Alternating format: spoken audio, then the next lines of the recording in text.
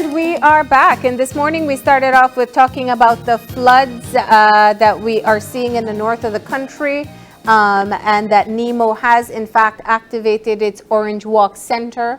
So to provide the latest update to our viewers and of course those in the north, we have with us the NEMO coordinator, Mr. Juan Leiva, on phone. Good morning. Good morning, everybody. It's a pleasure. All right. So, Juan, tell us a bit about what you were seeing in Orange Walk yesterday. Okay, yesterday the rain actually started around 4 o'clock. No, I thought it was going to a little bit of rain, but then I noticed that it increased heavily. No, so I decided to activate kind of our emergency meeting with my team. No, to see what would happen. And when we did meet, we decided that we needed to open some shelters because we were getting calls already that people are being flooded, not only in the villages but also in the town. What areas were you seeing the flooding? Mostly in San Pablo, some areas of Carmelita, Blackwater a little, and mostly within town limits. What I'm hearing you say, Mr. Leiva, is that these floodings pretty much happened within an hour, 2 hours? Yes, this one, it looked like I would describe it as a flash flood. That is how I would describe it, because we have never seen Orange Rock be flooded like that in such a short span of time, no? Okay. So it really caught us a little bit by surprise. Even though we were expecting the rain, we did not expect that a lot of places get flooded. But what is good about it as well for us was that the water receded rather quickly, no? Yeah. How high did you find the floods in some of these areas? In some of the areas, it was like about 1.5 feet. What happened? What happened there along the Philip Golson Highway, closer to ASR BSI? That was some of the first images and videos we saw coming out of Orange Walk. I guess the culvert was not able to push all the water out, so it actually ran over the banks, and it actually started to erode the road at that area, no? But it's a good thing. It, like I said, it receded quickly, and that area has been looked after by MIDH. Yes.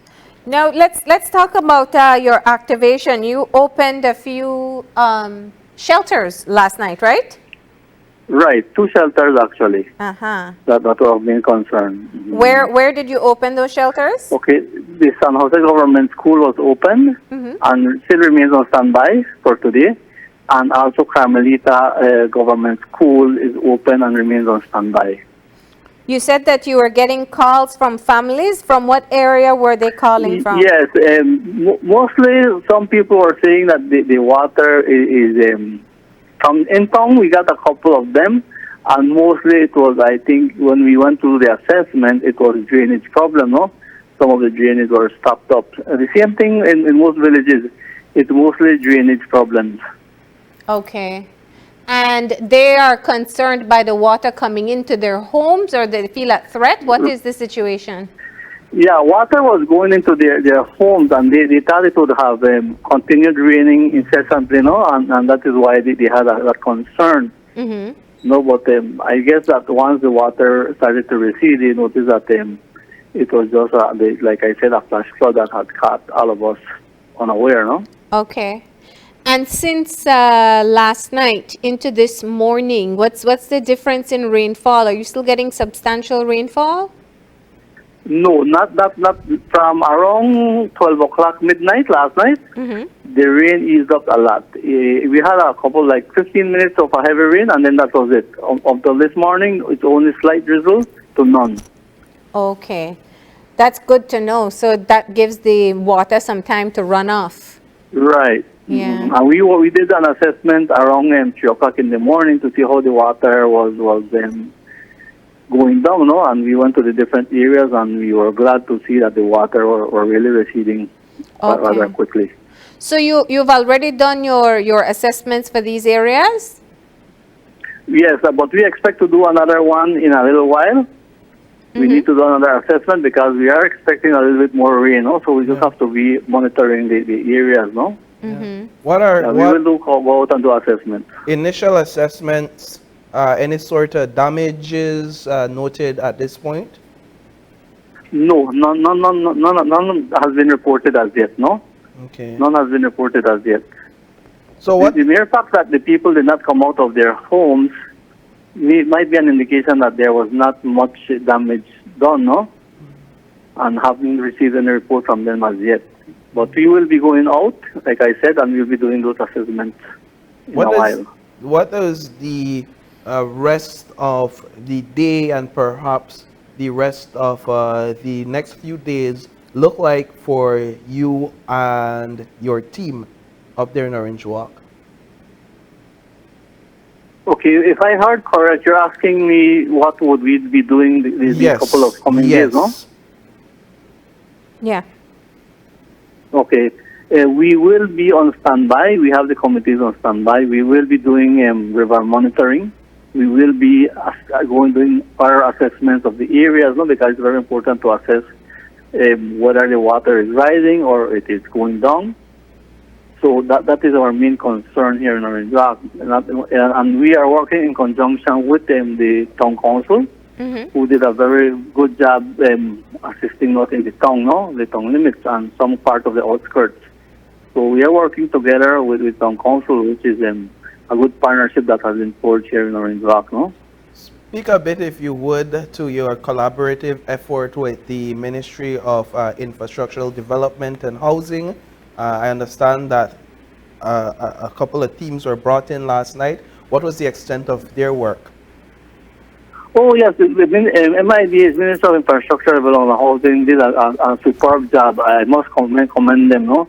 Mr. Jones, he was out as soon as we made the call. He was out. He had some teams out already doing also assessment and clearing up some of the drains and culverts that need to be cleared, no? Which helped a lot. Yeah. So it's helping to get it to drain out quickly. Yes, that's correct.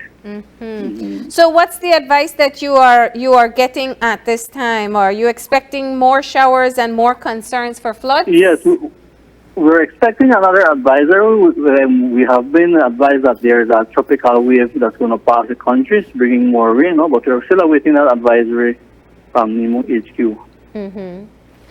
And Oh. I was going to ask you how much of an issue is drainage up there in the north a contributing factor to these floodings? Okay, we have seen from the past rains that drainage is indeed a major issue. Not that it is not maintained. Most of the drains are maintained, but I think the problem is that people continue dumping their building materials in the drains.